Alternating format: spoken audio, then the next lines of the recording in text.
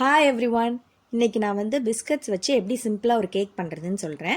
அதுக்காக நான் வந்து பர்பன் பிஸ்கட் வந்து 3 பேக்கெட் எடுத்திருக்கேன். அதை இந்த மாதிரி உடச்சி போட்டு மிக்சியில் ஒரு தடவை வந்து கிரைண்ட் பண்ணிக்கலாம். இந்த மாதிரி நல்லா பவுடர் ஆனதுக்கப்புறம் இதில் வந்து 1 கப் வந்து மில்க் ஆட் பண்ண போகிறேன். மில்க் சேர்த்து ரொம்ப நேரம் கிரைண்ட் பண்ணக்கூடாது, லைட்டாக மட்டும் ஒரு சுற்று மட்டும் சுற்றி எடுத்தால் வந்து போதும். ஏன்னா ரொம்ப நேரம் பண்ணிட்டீங்கன்னா கேக் வந்து சாஃப்டாக இருக்காது. நீங்கள் தனியாக கூட ஒரு பவுலில் பவுடரை மாற்றி அப்புறமா பால் சேர்த்து கூட நீங்கள் வந்து மிக்ஸ் பண்ணிக்கலாம். இந்த மாதிரி மிக்ஸ் பண்ணி எடுத்ததை இது கூட நான் வந்து ஒரு ஆரஞ்ச் ஜூஸ் வந்து ஆட் பண்ண போகிறேன். எதுக்காகனா அந்த ஃப்ளேவர் வந்து ரொம்ப நல்லாயிருக்கும். ஆரஞ்ச் ஸ்மெல்லும் வரும், சாக்லேட் ஸ்மெல்லும் வந்து நல்லாயிருக்கும் கேக் சாப்பிட்றதுக்கு. அப்புறமா ஆரஞ்சோட தோல் இருக்குல்ல, அது கொஞ்சமாக வந்து துருவி சேர்த்துருக்கேன். ரொம்ப கொஞ்சமாக சேர்த்தா போதும்.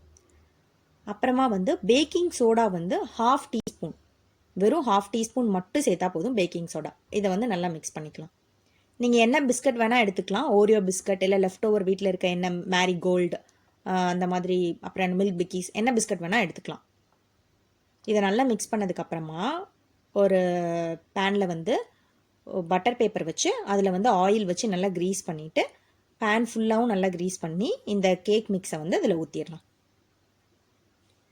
இப்போ இதை நான் வந்து எதில் வைக்க போகிறேன்னா, அவனில் வைக்க போகிறது கிடையாது. தோசைக்கல் இருக்குல்ல, அதை வந்து 15 நிமிஷத்துக்கு முன்னாடி ப்ரீ ஹீட் பண்ணி வச்சுக்கணும்.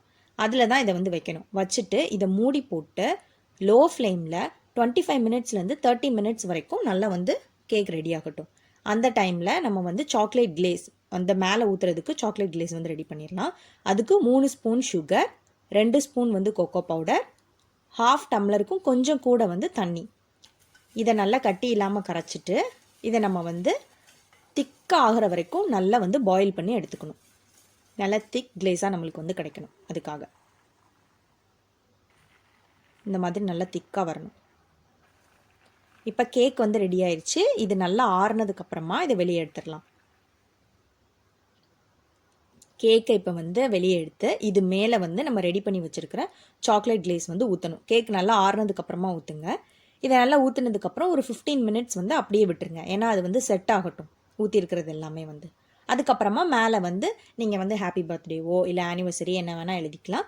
நான் வந்து நட்ஸும் சாக்லேட்டும் வச்சு கார்னிஷ் பண்ணியிருக்கேன். நீங்கள் என்ன வேணால் வச்சு பண்ணிக்கோங்க. பாய். பண்ணிவிட்டு எப்படி இருக்குன்னு சொல்லுங்கள்.